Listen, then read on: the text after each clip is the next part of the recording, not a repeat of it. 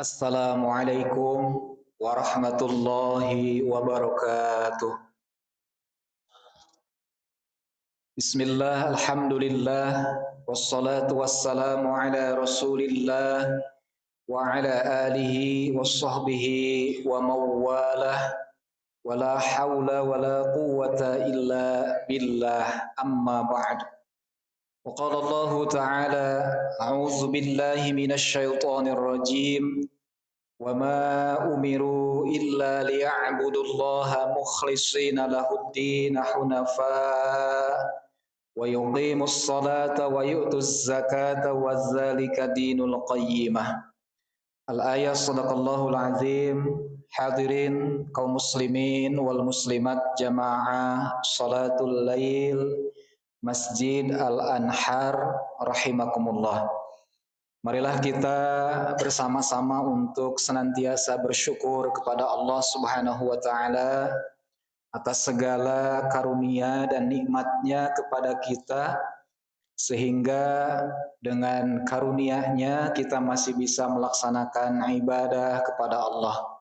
Mudah-mudahan rangkaian ibadah yang dilaksanakan, baik saumnya ataupun ibadah salatnya, semua diterima oleh Allah Subhanahu wa taala. Amin ya rabbal alamin.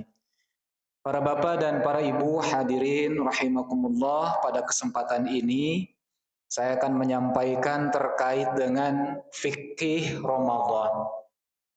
Kalau berbicara tentang fikih, maka dalam pengertiannya berarti bagaimana memahami. Dalam salah satu hadis Nabi, Rasulullah memberikan petunjuk kepada kita, man yuridillaha bihi khairan yufaqihu fiddin.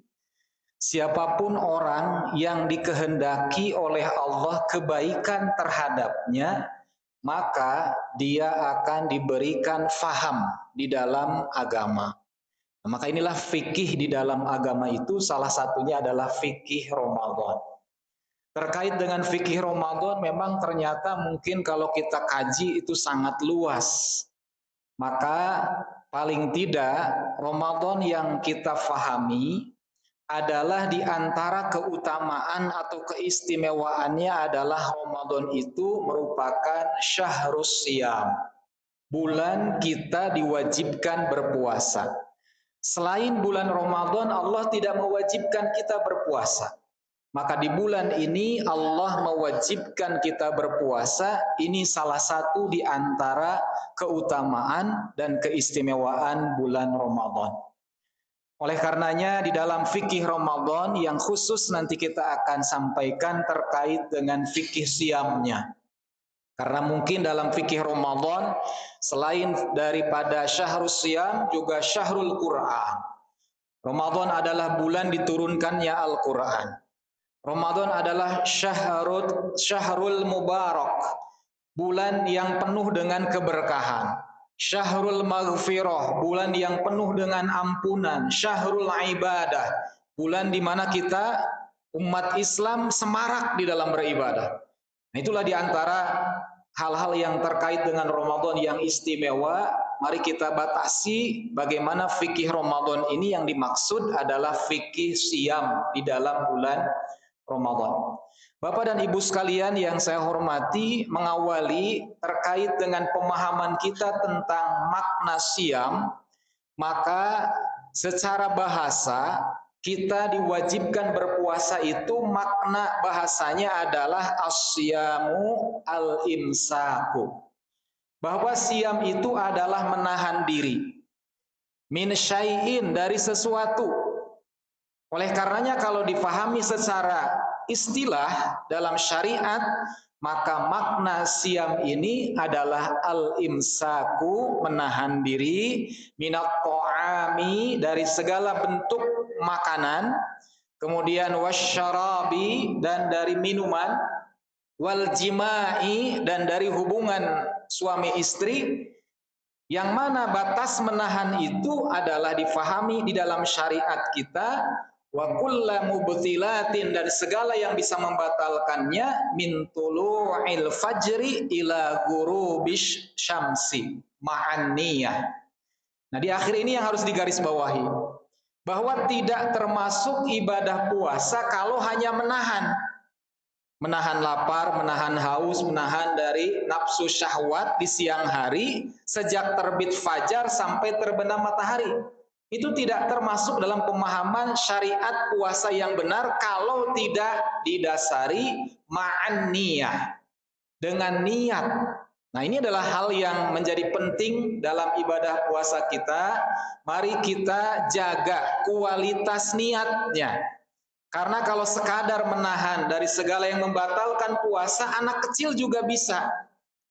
Anak-anak yang sedang belajar puasa juga bisa. Tetapi yang membedakannya adalah niat dan kualitasnya. Oleh karenanya di dalam ayat Al-Quran, dari mukadimah tadi saya sampaikan di surah Al-Bayyinah ayat yang kelima, yang Allah perintahkan kepada kita itu dalam hal ibadah, termasuk di dalamnya adalah ibadah puasa, tidak lain kecuali ibadah itu dilaksanakan mukhlisina lahuddina hunafa'a, lurus, ikhlas dalam menjalankan. Nah, maka inilah yang harus kita koreksi kembali selama kita menjalankan ibadah siam 3 hari yang sudah kita jalani. Bagaimana dengan kualitas niat dari ibadah puasa kita? Karena bisa jadi mungkin ada yang lupa niatnya atau mungkin belum lurus di dalam menjalankan niat ibadah puasanya. Di dalam hadis Nabi, bahkan ini menjadi hadis yang pertama yang dituliskan oleh Imam An-Nawawi dalam kitab hadis Arba'in. Masalah niat ini ditempatkan pada urutan yang pertama. Innamal a'malu binniyat wa innama likulli imri'im ma nawa. Bahwa sesungguhnya segala amalan yang kita perbuat itu sangat ditentukan bergantung kepada niat. Dan seseorang akan mendapatkan apa yang sesuai dengan yang diniatkannya. Maka inilah hal pertama yang menjadi rukun di dalam ibadah puasa kita. Mari kita perhatikan niat kita di dalam menjalankannya. Bapak dan Ibu sekalian yang dirahmati Allah, adapun dasar kewajiban ibadah puasa ini termaktub di dalam Al-Quran surah Al-Baqarah ayat 183 yang insya Allah ayatnya sangat populer di bulan Ramadan. Ya ayyuhalladzina amanu kutiba alaikumussyam kama kutiba alal ladzina min qablikum la'allakum tattaqun. Adapun di dalam hadis Nabi yang diriwayatkan dari Abdullah radhiyallahu anhu bahwa beliau mengatakan, Rasulullah sallallahu alaihi wasallam bersabda, "Bunyal Islamu ala khamsin, syahadati alla ilaha illallah wa anna Muhammadan abduhu wa rasuluh, wa iqamis shalah wa itaiz zakah wa hajjil baiti wa shaumi Ramadan." Nah, bahwa di dalam riwayat ini disampaikan Islam yang kita yakini sebagai agama kita adalah dibangunnya atas 5 perkara.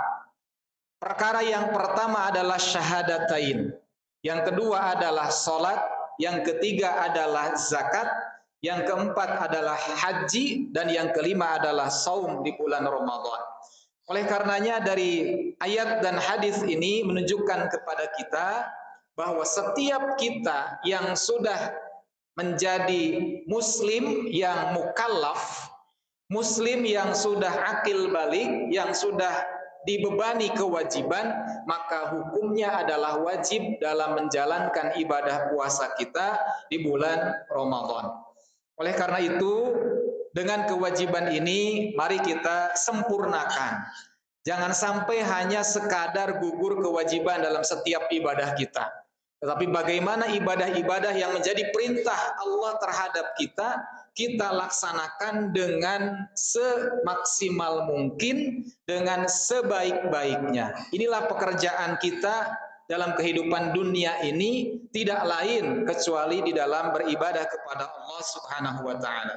Adapun orang yang tidak diwajibkan berpuasa, bahkan diharamkan berpuasa, tetapi wajib untuk mengqadha puasanya di hari yang lain adalah di antaranya seorang perempuan yang mengalami haid dan juga nifas. Hal ini didasarkan kepada hadis Nabi sallallahu alaihi wasallam. Qala Rasulullah sallallahu alaihi wasallam, "Alaisa idza hadat lam tusalli wa lam tasum?" Qulna bala. Rawahu Al-Bukhari. Rasulullah bertanya pada para sahabat, "Alaisa idza hadat lam tusalli wa la tusum?" Apakah ketika orang itu datang haid, ya berarti perempuan datang haid dan juga yang dikiaskan dengan haid adalah nifas, mereka itu atau kamu itu adalah sholat, tidakkah melaksanakan diwajibkan sholat dan juga tidak berpuasa? Maka sahabat mengatakan, kulna bala, iya. Jadi tidak ada kewajiban bagi wanita haid dan nifas. Adapun dalam hadis yang lain dari Aisyah radhiyallahu anha, kana yusibuna dzalika fanu'mara biqada'is shaum wa la tu'maru biqada'is shalah. Bahwa dari Aisyah radhiyallahu anha, ketika kami mengalami haid, ya, jadi maksudnya adalah wanita yang haid, maka kami diperintahkan untuk mengqadha saum, tetapi tidak diperintahkan untuk mengqadha salat. Nah, jadi ini yang bedakan antara saum dengan salat. Jadi wanita yang haid batal puasanya, maka wajib hukumnya mengqadha saumnya di hari yang lain ketika masih punya kemampuan, dan tidak wajib atasnya untuk mengqadha salatnya didasarkan pada hadis riwayat Imam Muslim. Itulah di antara fikih Ramadan yang mungkin sebagian besar di antara kita sudah mempersiapkan sejak memasuki bulan Ramadan, bahkan sebelumnya sebagai persiapan. Ini hanya menjadi pengingat bagi kita semua. Sebetulnya masih banyak yang perlu kita pahami, tetapi karena keterbatasan waktu yang ada, khawatir terlalu lama, terlalu malam nanti untuk sholatul lailnya, ditambah nanti mungkin sholat yang kita akan laksanakan barangkali ayatnya sedikit agak panjang. Mudah-mudahan bisa tetap bersabar untuk bisa meningkatkan kualitas ibadah kita semata-mata karena Allah Subhanahu wa ta'ala. Demikian yang bisa disampaikan. Dari sedikit yang disampaikan semoga bisa bermanfaat dalam rangka meningkatkan kualitas amal ibadah kita, dengan satu harapan ibadah kita semuanya diterima oleh Allah Subhanahu wa taala dan diganjar dengan ampunan dari Allah Subhanahu wa taala. Karena puasa yang diterima oleh Allah, qiyam Ramadan yang diterima oleh Allah akan menjadi penghapus atas segala dosa yang telah kita perbuat. Ghufira lahu ma taqaddama min dzambih. Amin ya rabbal alamin. Nasrun minallah wa fathun qarib. Wassalamu alaikum warahmatullahi wabarakatuh.